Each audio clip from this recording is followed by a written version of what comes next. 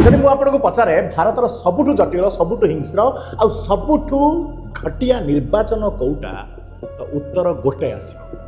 पश्चिम बंगाल निर्वाचन माने वेस्ट बेंगल निर्वाचन। ए निर्वाचन साधारण नुहे एटा गोटे युद्ध गोटे लड़े ए लड़ेटा बीजेपी और टीएमसी एटा गोटे एमती लड़े जो दिल्ली और वेस्ट बेंगल बड़ कषाकषि। मुझे आपको सीधा कथा कहि लड़ेटा प्रतिशोध सबुठ बड़ कथा या बीजेपी तार सबू किसी निछावर कर क्वेश्चन गोटे ए लड़ाईटा टीएमसी ना बीजेपी आउ गोटे क्वेश्चन ए लड़ाईटा सीआरपीएफ बा पुलिस फोर्स ना ईसी बहुत सारा क्वेश्चन अच्छी। भोटर लिस्ट कांड किए कला हिंसा एते कहीं बंगाल इलेक्शन हुए ये सबूर आंसर मुझे आपण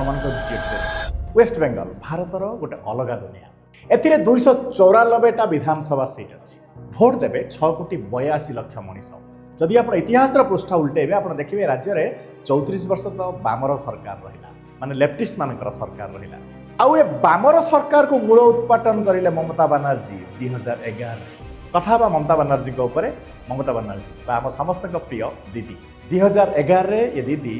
वेस्ट बेंगल राजा सिंहासन अभिषिक्त है आ दीदींकर दलर ना है टीएमसी माने तृणमूल कांग्रेस। आज पर्यंत 15 वर्षर बंगाला शासन कहूँ 2021 निर्वाचन में टीएमसी जीतला 215 सीट्रे बीजेपी केवल 77 सीट्रे सीमित रही लेफ्ट आउ कांग्रेस मात्र 2टी सीट जीतला माने टीएमसी शक्ति बहुत प्रखर वेस्ट बेंगल में। बीजेपी है प्रमुख विरोधी दल मात्र 2026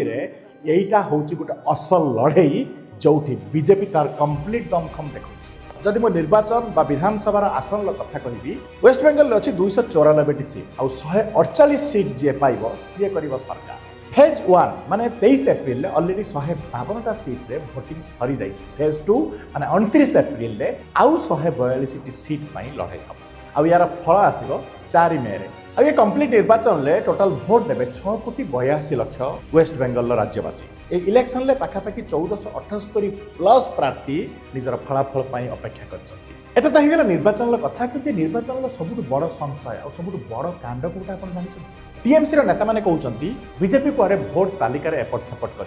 वेस्ट बेंगल चली निर्वाचन में टीएमसी बहुत सारा एमएलए कैंडिडेट एसआईआर जो स्पेशल इंटेंसिव रिविजन जो भोटर लिस्ट रे त्रुटि संशोधन वेस्ट बेंगल क्वेश्चन व्यक्त करटा पक्षपात आम सहित बट मोर ये गोटे छोट क्वेश्चन जदि एसआईआर लागू है भोटर लिस्ट करेक्शन है किसी नुआ भोटर जोड़े किसी लोग बाद पड़गले जो मैंने सो कल्ड बांग्लादेशी ताहले या टीएमसी अभियोग कर कारण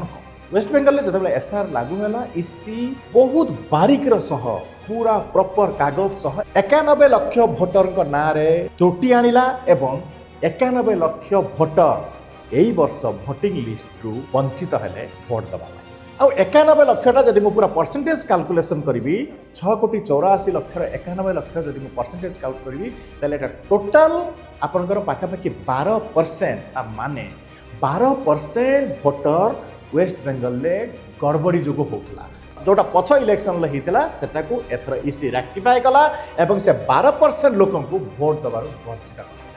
टीएमसी कहला ये गोटे बीजेपी षड्यंत्र टीएमसी आलिगेशन है बीजेपी आउ इसी मिसी आमर भोटदाता मान भोट दबार वंचित कराउछंती। बीजेपी कहला ए भोटदाता माने बांग्लादेश रु शरणार्थी रूपे उठी आसी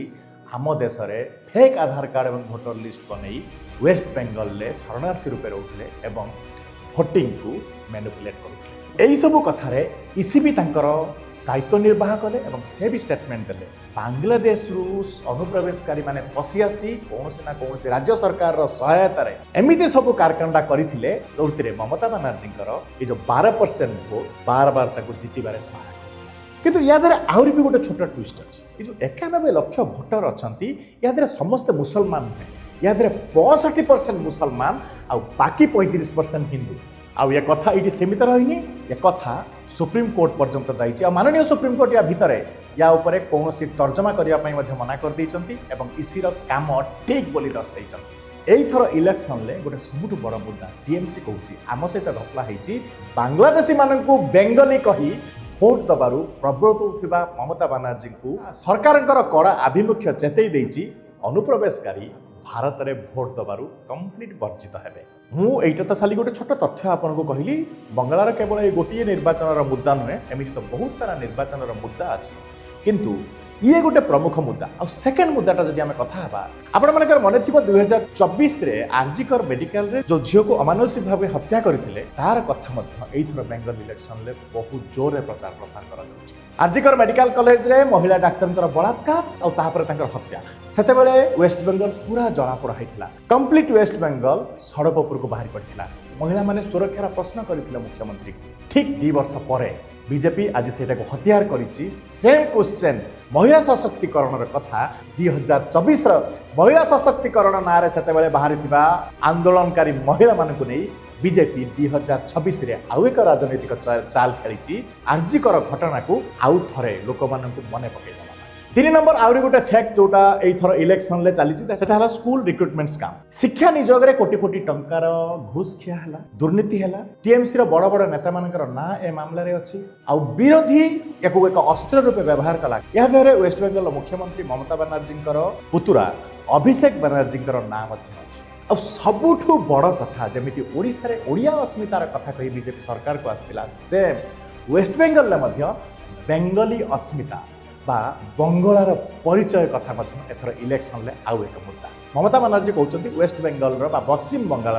स्वार्थ रक्षा करने आमको बा टीएमसी को भोट दियंतु बीजेपी कहूँ मुही केवल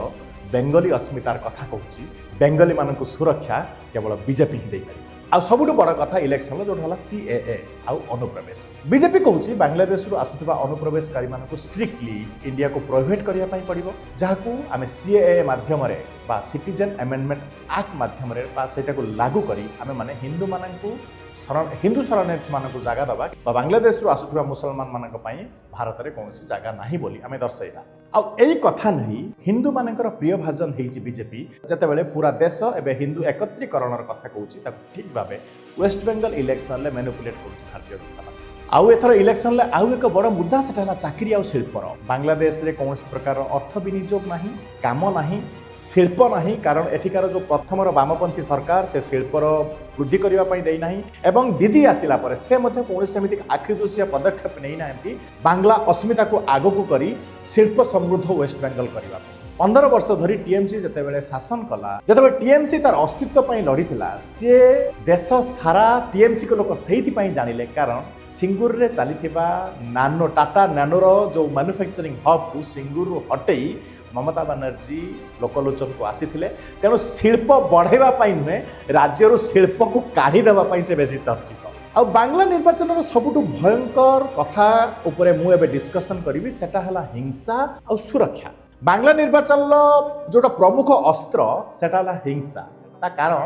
बांग्ला रे वेस्ट बेंगल निर्वाचन हब माने हिंसा हबाटा थय एठी ओडिशा बा अन्य राज्य मानक परि शांतिप्रिय निर्वाचन हुएनी बांग्ला रे बहुत हिंसात्मक निर्वाचन हुए निया लागे रेप हुए लोक मानक मरापिटा करा जाए घरे पसी टीएमसी रो गोंडा माने लोक मानक पिटंती भोट दबा पई बाध्य करंती भोट बॉक्स चोरी हुए जदि मैं आपको 2026 रो प्रथम फेज इलेक्शन कथा कहबी आपण आश्चर्य बे सुनिले 2407 कंपनी पैरामिलिटरी फोर्सेस ता माने पाखापाखि 8 लाख जवान 50,000 जवान केवल वेस्ट बेंगल रे निर्वाचन को सुरुखुर रे चलैबा पई नियोजित हेतिले भारत इतिहास रे निर्वाचन पई केतेबेले एते बड़ सुरक्षा अभियान चला आउ एते सब कर सारला परे भी हिंसा कमिलानी कुमारगंज रे बीजेपी प्रार्थी शुभेंदु सरकार को रास्ता रे गोड़े गोड़े मरागला रास्ता रे घोषाड़ी घोषाड़ी पिटागला आउ ये वीडियो पूरा देश सारा भाइराल आ सेम मुर्शिदाबाद रे एजेयूपी नेतार गाड़ी रे इटा लाठी ए सब धरी हमला है बीरभूम रे बीजेपी रो पोलिंग एजेंट रो मुंडो रे आघात हैला ता मुंडो को पिटा गला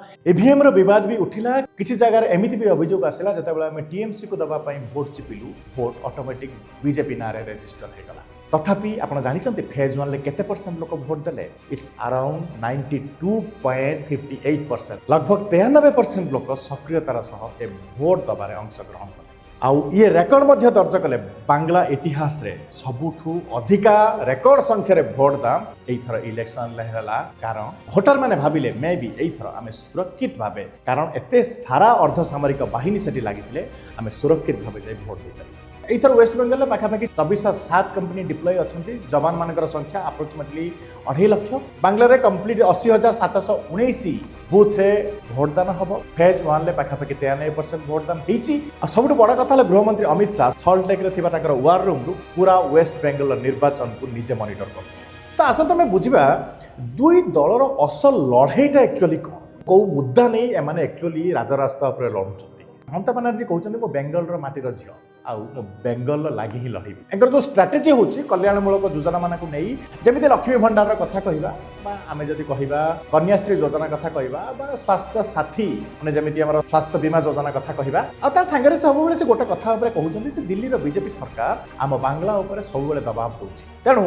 बंगालार परिचय को रक्षा करने आपण मैंने तृणमूल कांग्रेस ममता दीदी को भोट करते। तापर से आहरी गोटे कथा जोर रखुच्च 2021 जेहेतु मुझे 215 सीट जीति सरकार बनई तेणु से शक्तिशाली परिचय मोर आउ थे पुणी उपलब्धि हासिल हम और आउ थे सरकार करी सो आपण मैंने मत से भोट दियो। आ Modi simply statement BJP simply statement गोटे रोचे टीएमसी गुंडाराज को शेष करवा दुर्नीतिबाज मान को छाड़ मिलना। तो ये सब भितर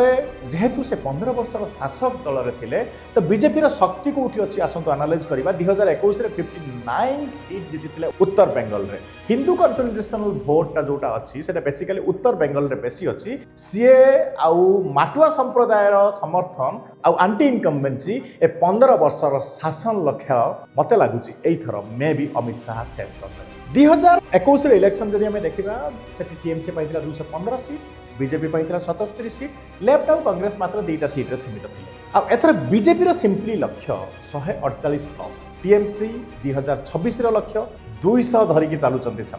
फल 4 मे रे आसब। गोटे छोट कथा ये मुस्लिम भोटर पोलराइजेशन जानी केमी हम बांग्लार 27% मुस्लिम भोट अच्छे लगभग कंप्लीट समर्थन टीएमसी पाखे अच्छे माटुआ हिंदू संप्रदाय सी कारण बीजेपी पाखक जाऊँ समीकरणटा ही कह एक्चुअली किए जीत कारण जदि हिंदू मैंने एकजुट हेले ताहले हो पारे बीजेपी बहु संख्या गरिष्ठता हासिल कर